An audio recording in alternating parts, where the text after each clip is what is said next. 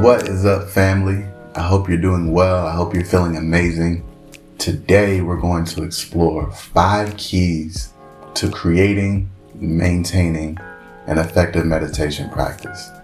How do we find a practice that, not only that gives us the benefits, but that we actually enjoy doing and build a routine to actually make it a part of our life? Because it's very, very, very, very, very powerful, guys. I'm really excited to share this with you because it's transformed my life in so many different ways. I remember when I first heard about meditation, it wasn't something that I actually took serious, really. Like, I didn't put any attention into it, and I tried it here and there and just didn't get into a rhythm and just didn't feel the benefits that it was happening for me.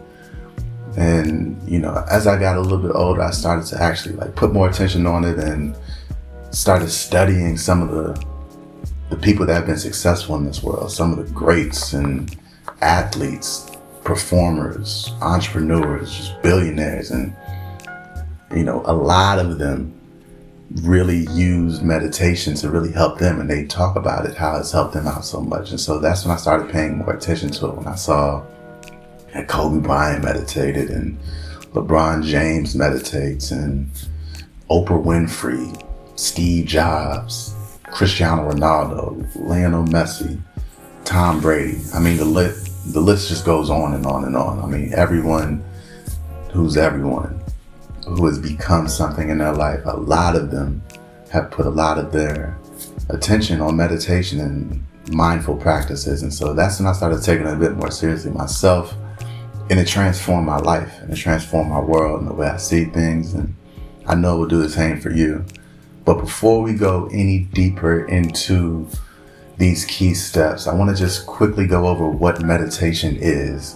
When we speak about meditating, what we're talking about is training our awareness, our attention, our focus. It's a practice and it's not a destination. It's more of a journey. And what we do is we focus on our breath, our inhale and our exhale. Now, quickly, there's a lot of different ways to meditate, but we're going to go over just some of the basic ones. Super basic. Focusing on your breath. This is like meditation 101. You focus on the inhale, you focus on the exhale, and what you do is you try to maintain focus. And what eventually happens, our minds will try to wander off and go to somewhere else, or what we have to do the next day, or what we have to do that week, or what somebody said to me, or whatever the case. Our minds wander off. If you meditate, you know what I'm talking about. And what we have to understand is this is the magic moment. When we wander off, this is the magic moment. This is when the practice actually starts. When we wander off, all we have to do is gently return back to our focus, return back to our breath. That journey back to focus is where we're strengthening our awareness. This is the practice. We remain focused, we drift off, and we return back. That return back is meditation. That is how we train our awareness. We're teaching ourselves to become more aware of our thoughts, to create some space and some separation between our thoughts and that observer of our thoughts. And as we scale back, we start to detach from it emotionally and start to have a whole wider perspective of things, and we gain clarity, we're relaxed. There's so many different benefits from it. It's like we're sinking deep into a deep blue, calm ocean, and we're viewing our thoughts crashing on the surface. And from that deep ocean, we're relaxed and we're able to have a much wider, grander perspective and detach emotionally from those thoughts and not get wound up in them. And so it's super powerful, and it's something that has absolutely changed my life. And afterwards, we feel more rejuvenated, we feel more relaxed, we feel more in tune with ourselves. And so let's go over some 5 effective ways to have an effective meditation practice. Number 1, the first thing we want to do is we want to set the vibe. Make the space and make the time just for you. This is super important. Whenever you go to meditate, Find somewhere that's quiet, find somewhere that's distraction free. Maybe put on a little bit of music, some relaxing music, maybe light a candle, maybe some incense, put on some smells you like. Whatever the case, you want to make the space, you want to make the time about you. It's really a form of self-love, and you want to treat it like that. The more love and intent that you put behind your practice, the more impactful it will be, the more that you will gravitate towards it, and also the more that you will be able to get out of it. So you really want to focus on self-love. You really want to focus on the idea of setting the vibe to be exactly what you need it to be. It's kind of like a good home cooked meal. You can eat out if you want to, like that's fine.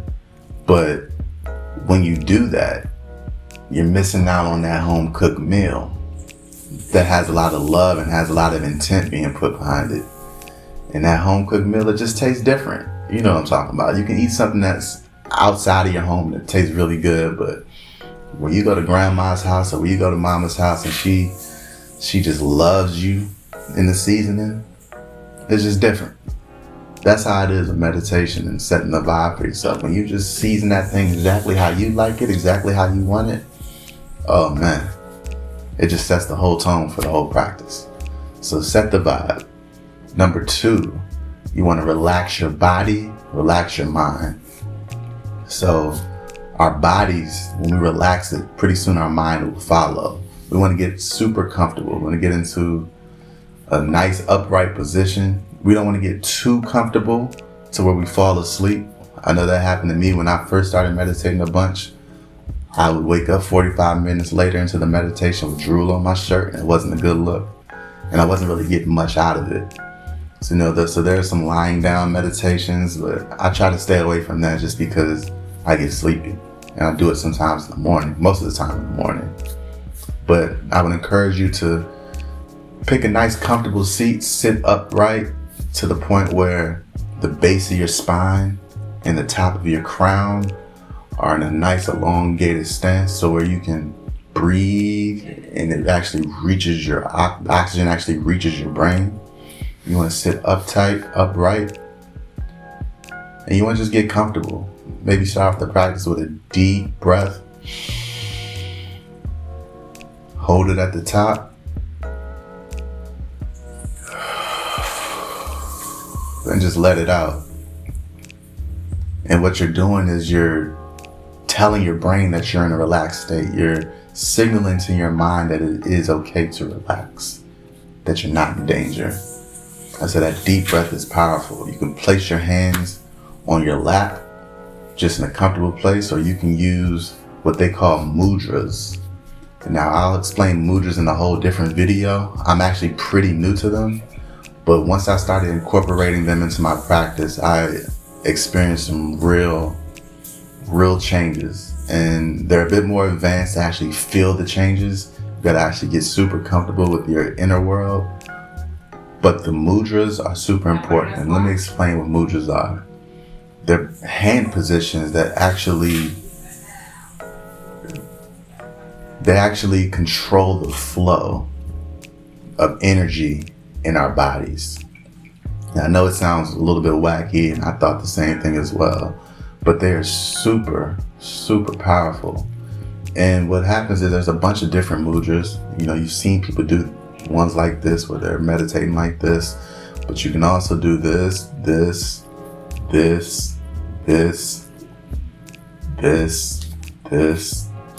so many different ways to do the mudras, and pick which one works best for you. But I promise you they're super powerful, and I promise you that they actually make a difference, and they have in my life. But we'll talk about mudras another time. So just be comfortable, get relaxed, take some deep breaths, get your hand in a nice comfortable position, and just get ready for that self-love practice. Step number 3, you want to find a focal point. This is your anchor. The focal point is where you actually will spend most of your time and your attention on. And when you wander off, the focal point is where you come back to. Now, a lot of the times, the easiest one to use is the breath, the inhale and exhale, actually feeling the sensation of the air, inhaling, going through your nostrils, and exhaling, going out of your nostrils, and really focusing on that sensation for as long as possible. And noticing that when you return, coming right back to it. Now, what's key is that there are an infinite number of focal points that you can pay attention to at any given moment. Actually, we'll try one right now. I want you to tell me through the camera, what is your right index finger doing right now? And this is key because your right index finger was always there, but until I had you actually place your focus on it, that's when you realized it was there. That's when you actually felt the position of it. Well, there's an infinite number of things that you can actually focus on. And what you want to do is cycle through your senses. You want to use your senses as a way to attach on to certain focal points. So for example, maybe it's a smell. Maybe in your meditation, like I said, you have some incense or different oils, and you can actually pay attention to the sensation that's happening in your nose, what you're smelling, and just focusing on that sensation, putting all your attention on it, without judging it, without going into a whole story of, oh, this reminds me of childhood. Oh, I used to live back there. Oh, they're getting hit with the coronavirus. Oh, I wonder how so-and-so's doing. You see how we can get off track. Just focus and just observe in a non-attached manner. Maybe it's hearing. Maybe you're listening to some birds that are chirping outside. Don't go into, oh, I know what kind of bird that is. Oh, that reminds me of my science project back in elementary school. Oh, I wonder how the elementary school's doing. Just notice the bird. Just notice the sound. That's all it takes. It's just latching onto a focal point, latching onto something to focus on, and just observing it without attachment, without judgment. And this is a super, super important step. And this is what is going to help you become more and more trained in your focus, more and more trained in your attention and your awareness to be able to understand thoughts that come out of nowhere. And this is also how you help keep your practice fresh and not get caught into the same loop of having to just focus on my breath every single time. You can keep it fresh. You can go from smelling meditation. You can go to a feeling meditation and actually place your hands on certain textures. You can go to a visual meditation. Maybe you're just looking at a flame on a candle, or there's kaleidoscopes on YouTube that you can go and those little crazy things that you just look at, and that really helps you get into a relaxed state. So there's a bunch of different ways to meditate. Keep it fresh, keep it funky, and keep it super custom to you. And the fourth step to creating an effective meditation practice is to celebrate each win. Every time we notice that we drifted off and we return back, celebrate it. This is a win. This is a win, and those wins add up over time. You gotta understand that. Now, most of the time what we do, me included, when I first started practicing meditation, I would judge myself and I would be super hard on myself as a perfectionist and wanting things to go perfect. I would try to control my thoughts and be like, just shut up, shut up, shut up, shut up, shut up. No, you went off. Dang it, shut up, come back. Like, I would just be, that's how I'd be talking to myself. But we don't want to control our thoughts. We want to just observe them. We want to just create space, we want to detach from them emotionally. And instead of judging ourselves and trying to control it and putting all this negative energy into our practice, just celebrate next time you realize you've gone off, because that is a win. And maybe you smile in the middle of the practice, but just feel that state of victoriousness and just understand when that judgment comes that we don't want that. We don't want to control it. Like I said earlier, remind yourself of you're sinking deep into this ocean, and those thoughts are crashing on the surface. It's a natural flow. And we don't want to destroy the natural flow. We want to just become observers of it and go with it. And once we detach from that natural flow, once we detach from those thoughts, then we're able to sink into a much calmer place where those thoughts don't even exist. So don't judge yourself, love yourself, celebrate each win. The fifth and final step to creating and maintaining an effective meditation practice is to create a routine. The small wins, guys, they add up over time. Repetition is the mother of all skill. We want to create this habit that sticks, this powerful, powerful habit. We want to create one that sticks. So don't worry about jumping in and doing a 45-minute meditation your first time. You'll hate it and you'll never come back, I promise you. Start off with 2 minutes. Start off with 2 minutes and do it at the same time each and every day. And just get your body used to doing it. The best times to do it is first thing in the morning or last thing right before you go to bed. And you just get in that routine. First thing you wake up, having that vibe already set from yesterday. Maybe you set the vibe the night before because you love yourself that much. And you wake up, you just go right into it. You got your music, you got your candle already there for you to light. And it just works. So set up that vibe, create that routine to where you just go right into it. And remember the small wins. 2 minutes. Maybe next week you jump up to 3 minutes. Oh, snap. Next week you jump up to 5 minutes. Oh, work your way up to 20. But remember, it's no rush. It's a journey. It's not a destination.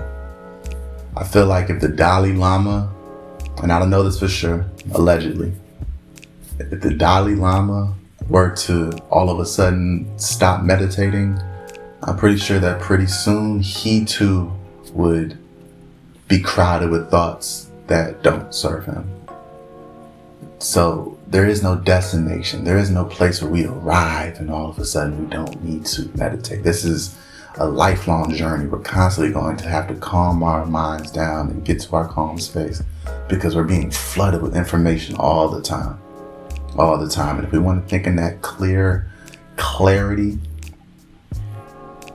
then we have to continue to develop this practice. And we do that by taking it step by step and making it a lifelong journey.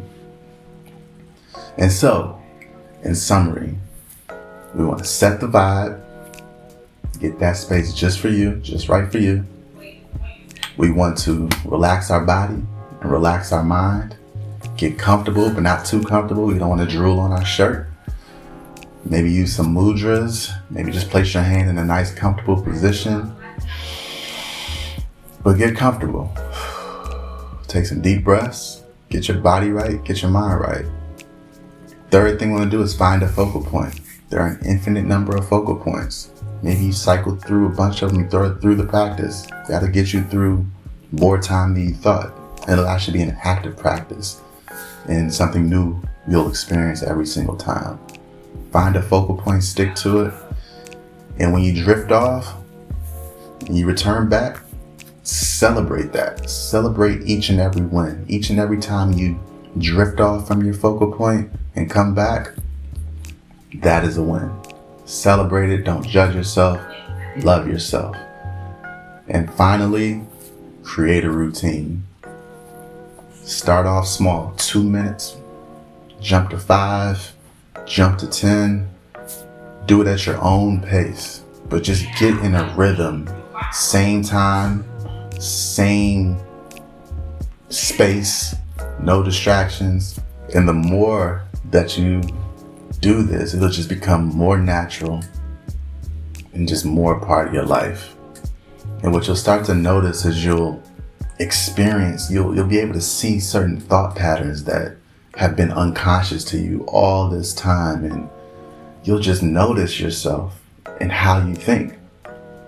And from that new perspective, you'll be able to rearrange it to go from disempowering thoughts to more empowering thoughts. You'll start to see the self-sabotaging thoughts that have been patterns all your life, and you'll start to notice how to correct it. You begin to really feel empowered with this new awareness, this new perspective.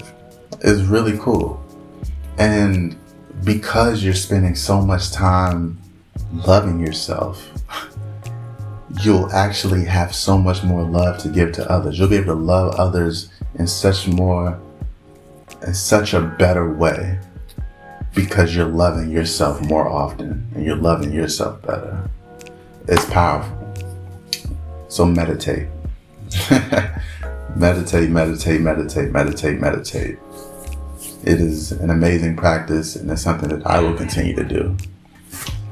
But with all that being said, if you all have any questions, please reach out, leave a comment, subscribe to the channel if you haven't already, leave a thumbs up if this resonated with you.